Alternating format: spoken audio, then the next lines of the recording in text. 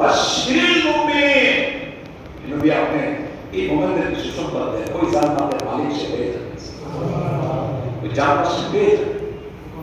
এবং এই গুণ থাকলেই ওই গুণ যাদের আছে তারাই প্রস্তুত আছে সর্বদা আল্লাহ যখন যেটা চায় সে সেইটাই দিয়ে দিবে।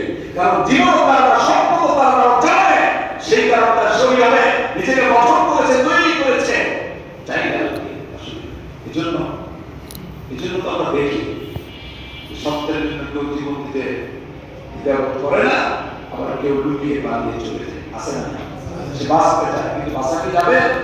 বাঁচা যাবে না। চোরার কোনো পথ নেই যেমন বেঁচে থাকবে, কোনো যাবে না, যেতেই হবে। ইন্না ইলাইনা ইয়াবাহুম সুম্মা ইন্না আলাইনা হিসাবাহুম, আসতেই হবে, আমার কাছে আসতেই হবে, আর গোটা জীবনের হিসাব আমার কাছে দিতে হবে। সত্য না এটা? আল্লাহ আমাদের বোঝার তৌফিক দান করুন। আমরা যেন সবসময় প্রস্তুত থাকি আল্লাহ যখন যেটা চায় আমার কাছে আমরা সেটা জন্য দিতে পারি। আমার সম্পদ আছে, আমি আমার মতো করে আমি দিব, অসুবিধা নেই, কপি হব। কারণ দিলে কি সম্পদ বাড়ে না কমে?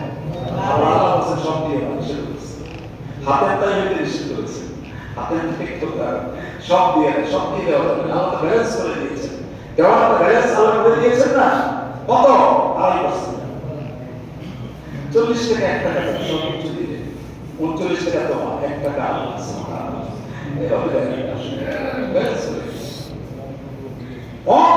শিখিয়েছেন কোরআনে। গণিত আমাদের গণিত শিখি, কোরআনে গণিত শিখিয়েছেন, শিখাই না?